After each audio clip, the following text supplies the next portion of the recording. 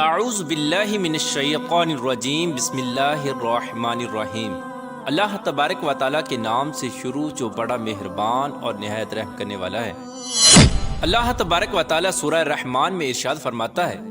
اور جو کچھ اس زمین پر ہے اس کو فنا ہونا ہے، اور باقی رہنے والی ذات تیرے رب کی ذات ہے جو صاحب جلال ہے اور احسان کرنے والا ہے۔ پیارے دوستو، دنیا کا فنا ہونا اور قیامت کا قائم ہونا ایک ایسی تلخ حقیقت ہے جس کو دنیا سے محبت کرنے والا انسان کبھی ماننا نہیں چاہتا، لیکن اللہ تبارک و تعالیٰ نے جس طرح اس کائنات کو تخلیق فرمایا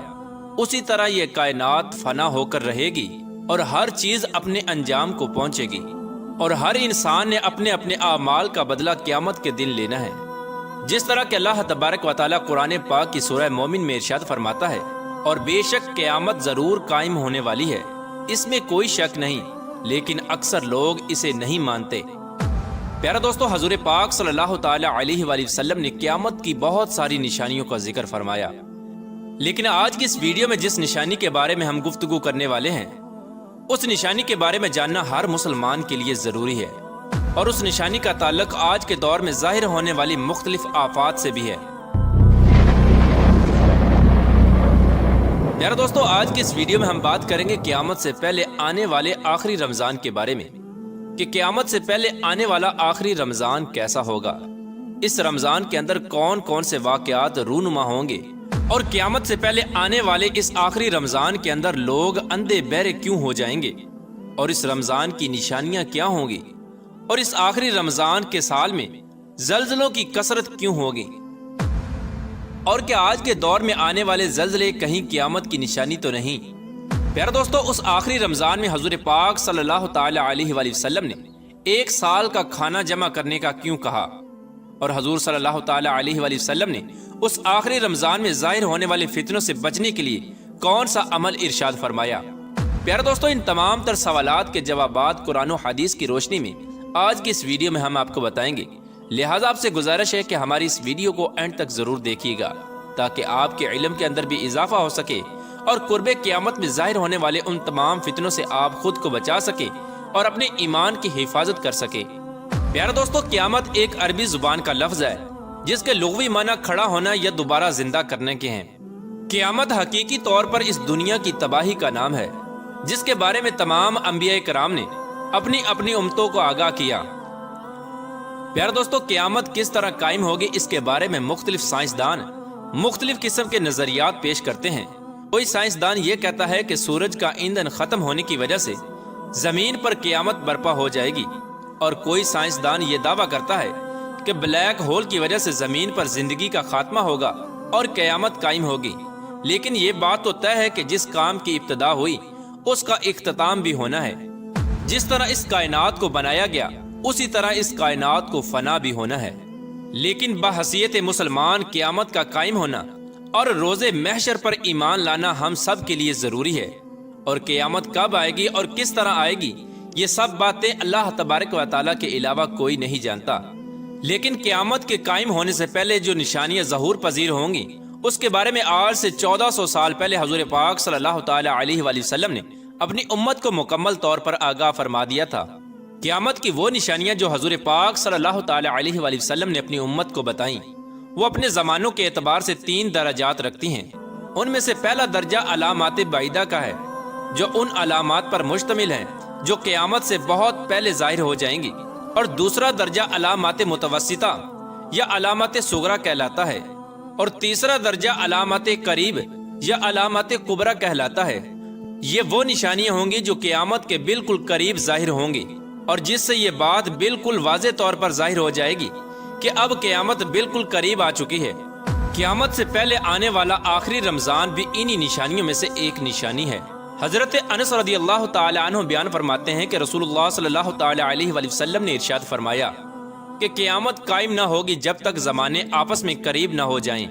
سال مہینے کے برابر ہو جائیں گے، اور مہینے ہفتے کے برابر، اور ہفتہ دن کے برابر، اور دن گھنٹوں کے برابر ہو جائے گا، اور ایک گھنٹہ ایک چنگاری کی طرح ہو جائے گا جو چمک کر فوراً بجھ جاتی ہے۔ پیارا دوستو، نبی کریم رؤوف الرحیم صلی اللہ تعالی علیہ وآلہ وسلم نے آنے والے آخری رمضان کے بارے میں ارشاد فرمایا کہ یہ رمضان المبارک انسانوں پر آنے والا آخری رمضان ہوگا،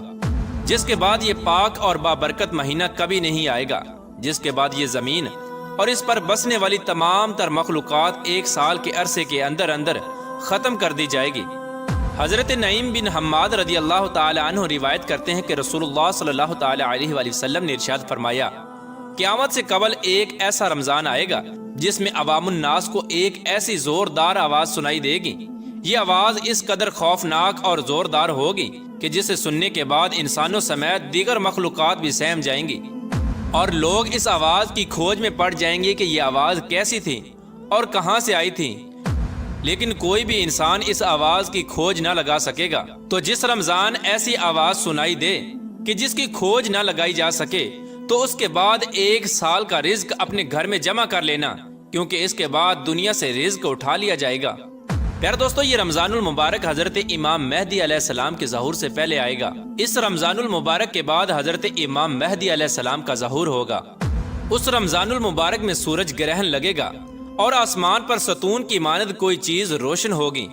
اور اس رمضان المبارک میں ملک شام میں سفیانی کی جانب سے مسلمانوں کا قتل عام کیا جائے گا۔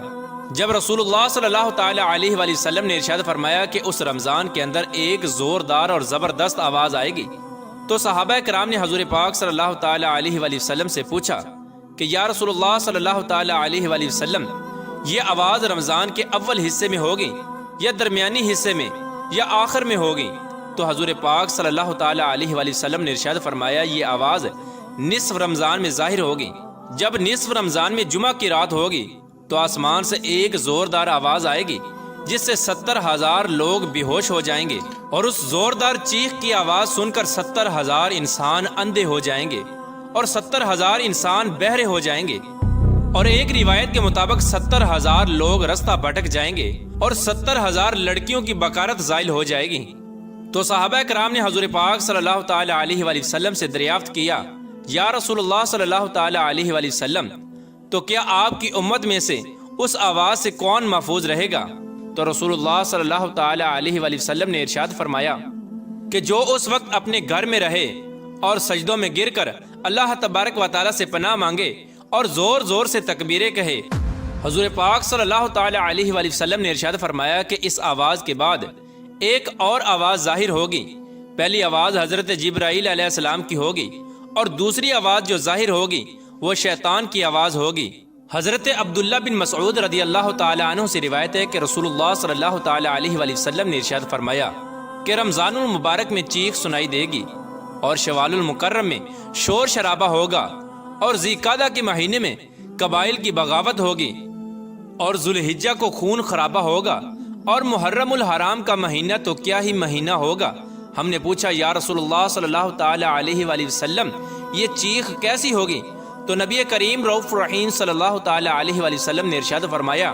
15 رمضان المبارک جمعہ کی رات کو دھماکہ ہوگا جو سونے والوں کو بیدار کر دے گا اور کھڑے ہونے والوں کو بٹھا دے گا، اور شریف زادیاں اپنی خلوت گاہوں سے باہر نکل آئیں گی۔ اس سال زلزلوں کی کثرت ہوگی۔ جب تم جمعہ کے دن فجر کی نماز پڑھ لو تو اپنے اپنے گھروں میں داخل ہو کر دروازے اور کھڑکیاں بند کر لینا، اور اپنی چادریں اوڑھ لینا، اپنے کان بند کر لینا، اور جب تمہیں چیخ کا احساس ہو تو اللہ تبارک و تعالیٰ کی بارگاہ میں سجدے میں گر جانا اور یہ پڑھنا، اور پاک ہے وہ ذات جو تمام نقائص سے پاک ہے، جو ایسا کرے گا وہ نجات پائے گا، اور جو ایسا نہیں کرے گا وہ ہلاک ہو جائے گا۔ پیارے دوستو، اس رمضان المبارک کی 15 تاریخ کو رات میں چاند گرہن اور دن کو سورج گرہن لگے گا۔